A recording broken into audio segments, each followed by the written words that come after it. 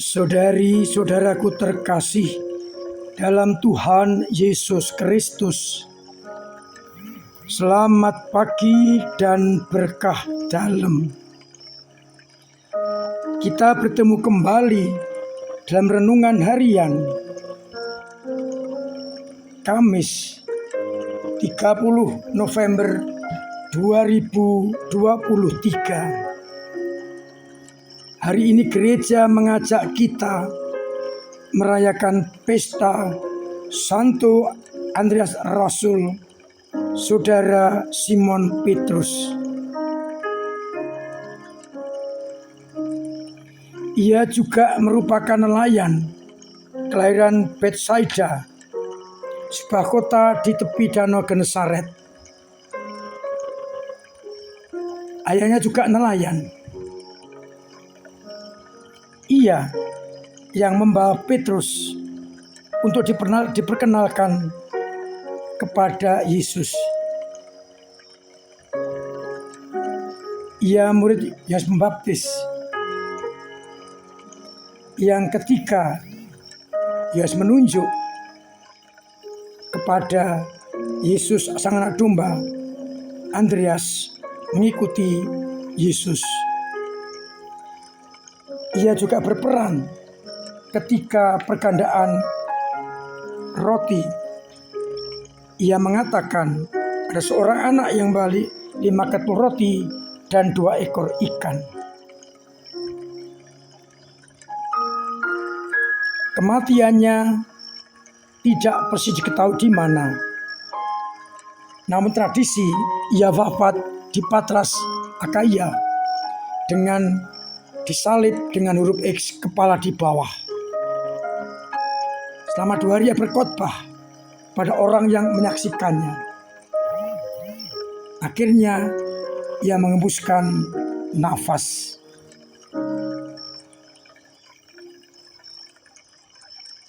Hari ini kita akan mendengarkan sabda Tuhan. Dari bacaan yang pertama, kita mendengarkan surat Paulus kepada orang Roma yang menegaskan bahwa iman timbul dari pendengaran dari firman Kristus, dan tentu harus ada orang yang mewartakan. Sedangkan pada bacaan Injil kita mendengar panggilan para murid Petrus dan Andreas serta Yakobus dan Yohanes. Mereka segera meninggalkan jalan mereka lalu mengikuti Yesus. Saudara-saudaraku terkasih, dalam suratnya Santo Paulus pernah menegaskan Allah ingin agar semua orang diselamatkan, dan itu kita amini. Persoalannya adalah apa sumbangan kita? Persis apa yang dikatakan oleh Paulus kepada umat di Roma.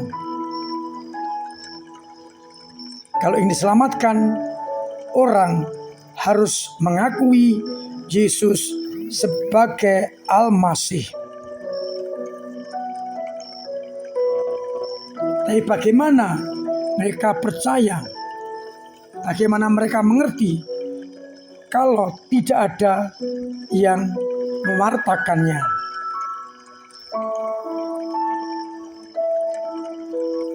Lalu bagaimana kalau harus ada orang yang mewartakan, tapi yang tidak siap diutus? Oleh karena itu, baik bacaan Injil maupun bacaan yang pertama akan mencoba memenuhi sabda Allah. Semua orang akan diselamatkan. Kita dipakai sebagai alat Tuhan untuk menjadi pewarta sabda, agar orang di luar sana mengenal Kristus dengan pewartaan kita.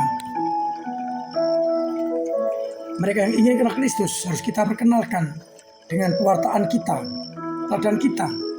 sehingga mereka benar-benar merasakan kasih karunia Allah. Agar mereka beriman, maka perlulah mereka mendengar firman. Agar mendengar firman, maka mereka perlu ada orang yang memberitakan firman atau utusan. Dan kitalah yang dipilih menjadi utusan-utusan Allah. Seperti para rasul dipilih untuk menjadi perpanjangan tangan Tuhan. Dan kita mendengar bagaimana syarat menjadi pewarta sabda. Dipanggil Tuhan berarti meninggalkan segala-galanya lalu ikut Yesus. Yang ditinggalkan oleh para rasul adalah kemapanan sebagai nelayan dan ikut Yesus yang waktu itu belum memberi kepastian jaminan hidup. Tetapi Andreas, Simon Petrus, Yakobus dan Yohanes segera meninggalkan jalannya untuk ikut Yesus. Kemapanan, kedagingan, egoisme harus kita tinggalkan dan mencoba menangkap kehendak Allah untuk kita wartakan dan sampaikan kepada semua orang. Bagi para murid, menjadi nelayan pokok pencaharian, kemapanan hidup, tapi ditinggalkan demi ikut Yesus dan menjala manusia.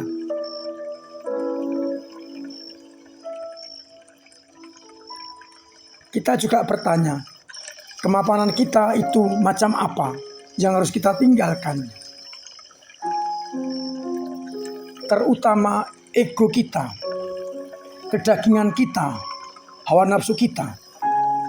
Itu yang harus kita tinggalkan untuk kemudian ambil bagian di dalam karya perutusan. Dengan cara itulah kita akan mampu untuk memenuhi harapan Allah. Semua orang diselamatkan, itu kehendak Allah.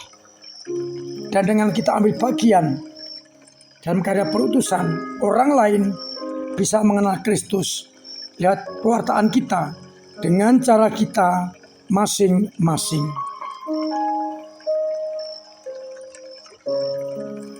Semoga kita siap untuk menjadi pewarta sabda, ambil bagian dalam karya Kristus, menjadi murid, meninggalkan segala-galanya, tinggal bersama Kristus, membangun komunikasi yang dengan Yesus, dan kemudian mewartakan pengalaman iman kepada semua orang.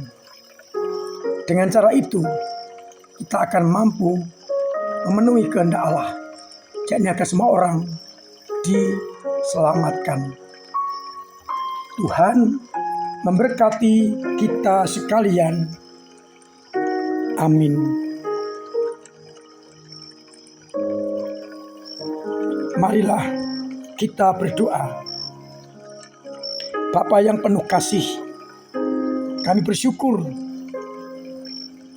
atas teladan Santo Andreas yang siap mengikuti Engkau, agar semua orang mendengarkan pewartaan dan kehendak-Mu, bertobat, beriman, dan diselamatkan.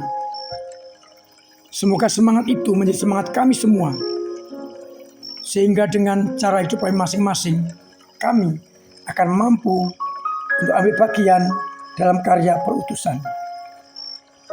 Kuatkan iman kami, teguhkan kami, dan dorong kami untuk terus menjadi pewarta sabda-Mu.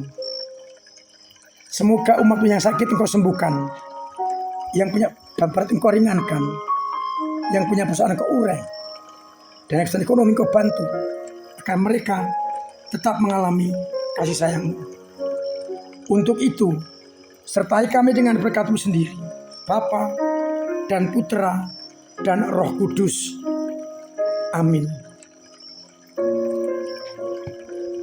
Saudara-saudara terkasih, tetap saya anjurkan untuk hidup sehat, agar kita mampu membawa berkat bagi orang lain. Adik-adik pia saya undang untuk ikut ambil bagian dalam berbagai lomba menjelang Natal.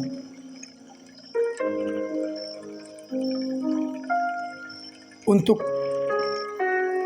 umat diberi kesempatan untuk mengucapkan selamat Natal, baik perorangan, keluarga, usaha, ataupun kelompok-kelompok doa, agar kita saling mampu menjalin relasi dengan ucapan yang akan ditayangkan pada malam Natal, Natal pagi, Natal anak, Natal sore, Natal lansia, dan pesta keluarga kudus. Komsos akan menggelar pameran foto jadul paroki kita di sekitar Mandala Graha. Silakan, sebulan penuh akan dibuka, panjenengan bisa menikmatinya. Terima kasih untuk semua usaha, panjenengan semua ambil bagian dalam karya gereja, sehingga gereja sungguh bisa melayani umat dengan sebaik-baiknya. Akhirnya, saya mengucapkan selamat pagi, selamat merenungkan, salam sehat, Tuhan memberkati.